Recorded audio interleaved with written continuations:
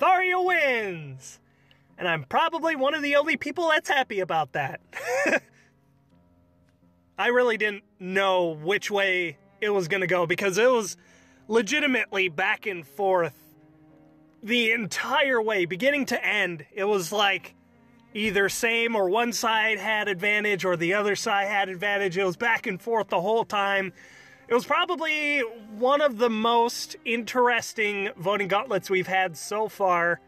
Probably about as interesting as the Choose Your Legends popularity one with all the most popular characters going up against each other. It was pretty damn close to that one, and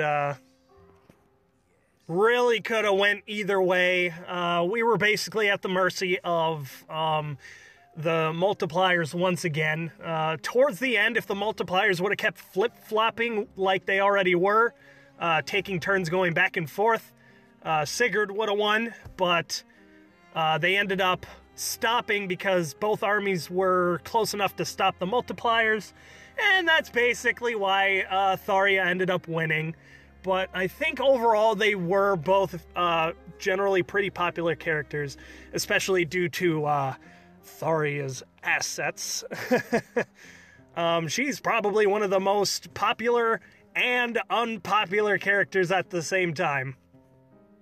And I kind of screw around a little bit. I was talking to Metakite and her server, and she made an edited image that made it look like Sigurd won, so I took that picture, shared it in my Discord, and like at the exact same time, people both fell for it, and people played along with it at the exact same time.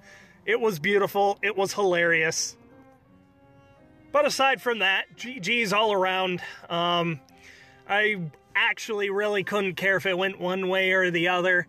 I guess Ike gets to stay the only male victor of the voting gauntlet thus far. I was on Tharia's team, so I get to have those victory feathers, but technically, Team Tharia is probably the worst pick for feathers because the first 2 rounds she barely ever got any multipliers, so at the end of the day, the true victors are the ones that got a shitload of feathers out of this, because, like, who really gives a shit who won these days? It was really fun watching the salt, too. And I'll say it's totally reasonable to be salty about the outcome, too. She's extremely unpopular. A lot of people don't like her personality, how she treats people.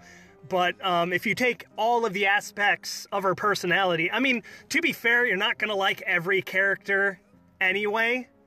And they are fictional characters at the end. I mean, like, Perry's probably a terrible person overall, but she's a fictional character. Kind of like, I don't know, King Joffrey from Game of Thrones. Everybody hates that character. And, you know, his personality was made to be hated, too.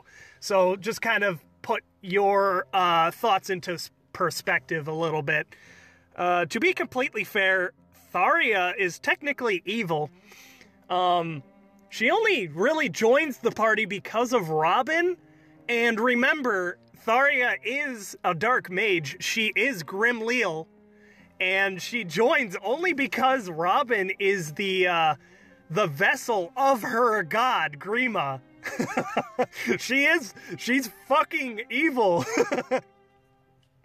But they also give her like a very weird, playful personality too. I don't quite remember. It's been a while since I played Awakening, but I've actually liked Tharia, and as I've told you guys before, I had my avatar marry her, and I turned Noir into a Grandmaster, and she was fucking amazing as a unit. But anyway, I originally intended this video to be a lot longer because I wrote down a lot of shit, like some ideas for the game, but I'm gonna save that because this is a really good discussion topic. I'll either talk about it with Metakite or I'll make its own video, so stay tuned for that.